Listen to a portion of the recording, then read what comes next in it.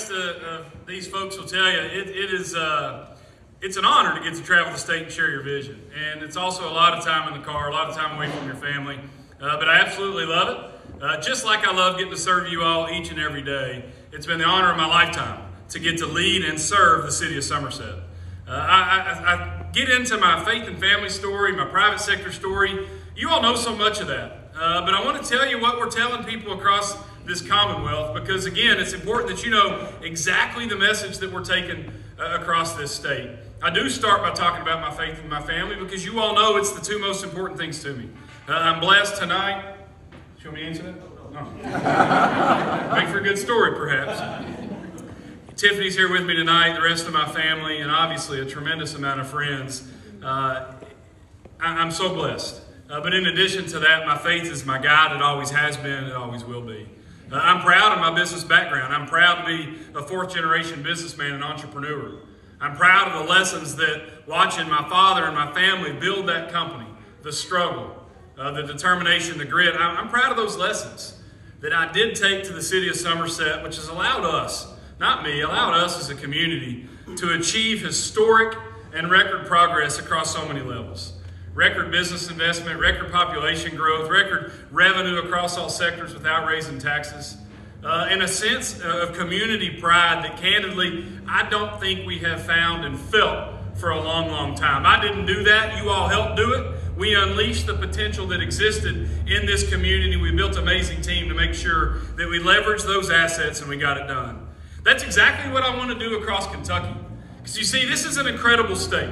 It's full of amazing people who also see what we're capable of. But tonight, I think it's also important to know that we're still a state that's struggling. Not just because of what happened yesterday, we're going to talk about that, but we're a state that deals with generational poverty. We're a state that has some of the worst healthcare outcomes in all of America, leading the nation in diabetes and cardiovascular issues instead of positive health outcomes and longevity. We're a state that's 48th in fiscal stability, median income, again 44th in healthcare outcomes. We're not winning. And so this campaign is about ideas, it's about vision, and yes, it's about bringing people together. And that's why we launched the Keck Game Plan. It's why on day one we submitted a platform that I feel without a shadow of a doubt can move this state that we all love forward. But I also want to challenge us as conservatives. We have to be introspective and think about what have we done as a party to conserve the things that we hold dear. Are we more free? Are we more safe?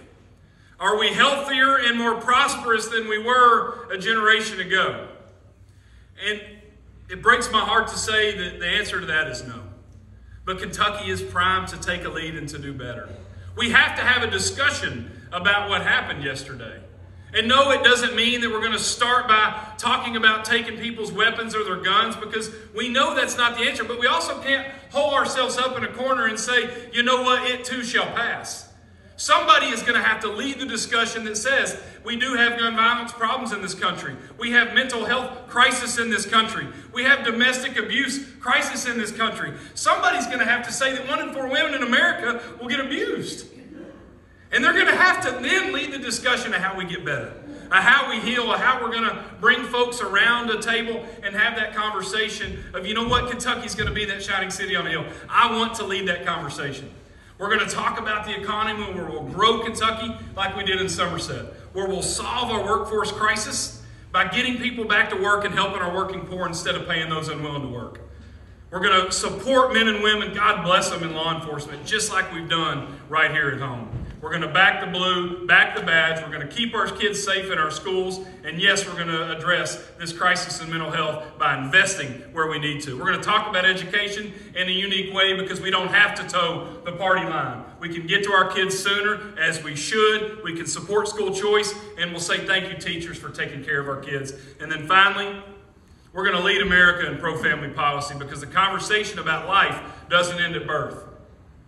We're going to make sure that in Kentucky we're known as the most pro-family state in America by doing things like extended maternity and parental leave, getting rid of taxes on necessities, and finally showing some leadership to solve the child care crisis that's plaguing our Commonwealth. Look, I'd love to get to be your mayor.